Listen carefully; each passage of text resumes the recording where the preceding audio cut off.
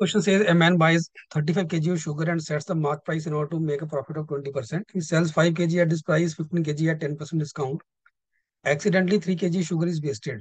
Now he sells the remaining sugar by raising the mark price by P% so as to make the overall profit of 15%. So P is nearest to. ठीक है जी. अब देखो यहाँ पे cost price नहीं पता कितनी है, सो लेट्स अज्यूम कि जो कॉस्ट प्राइस है, मान लो जो कॉस्ट प्राइस है वो है 100 rupees per KG. So that जो टोटल कॉस्ट प्राइस होगी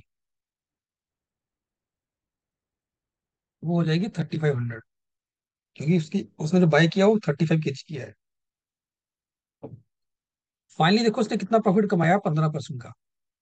तो टोटल जो सेलिंग प्राइस उसको मिलनी चाहिए, टोटल जो एसपी मिलनी चाहिए उसको, वो कितनी मिलनी चाहिए?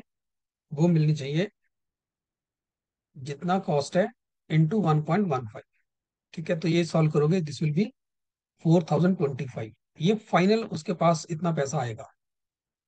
अब उसने शुरू में क्या किया, उसने 20% प्रॉफिट कमाना चाहा, तो उसने मार्क कैसे किया कि 20% प्रॉफिट मिले. तो जो सेलिंग प्राइस थी, दैट वाज, जो उसने मार्क की थी, that was 120 rupees per KG. उसने 5 किलो इसी प्राइस पे बेचा. ठीक है, तो अमाउंट उसको कितना मिल रहा है? 5 किलो उसने बेचा है 120 पे. 15 किलो बेचा 10% डिस्काउंट पे. इसका 10% डिस्काउंट देंगे तो 108, 12 रुपए का डिस्काउंट बनेगा. 108 का बेचेंगे, 108 इंटू 15. ठीक है, और ये टोटल बन जाता है 600 और 1620. तो ये हो गया 2220. ठीक है, इसमें उसने टोटल 20 किलो शुगर बेच दी. अब 3 किलो वेस्ट हो गई. ठीक है, तो रहेगी 12 किलो. अब जो 12 किलो शुगर है ना, वो इस तरह से बेच रहा है कि उसने मार्क प्राइस को P% से इंक्रीज कर दिया, मार्क प्राइस को, नॉट कॉस्ट प्राइस को. मार्क प्राइस मतलब जो पहली सेलिंग प्राइस है उसकी. ठीक है, यही उसकी मार्क प्राइस है पहले, यही उसकी सेलिंग प्राइस.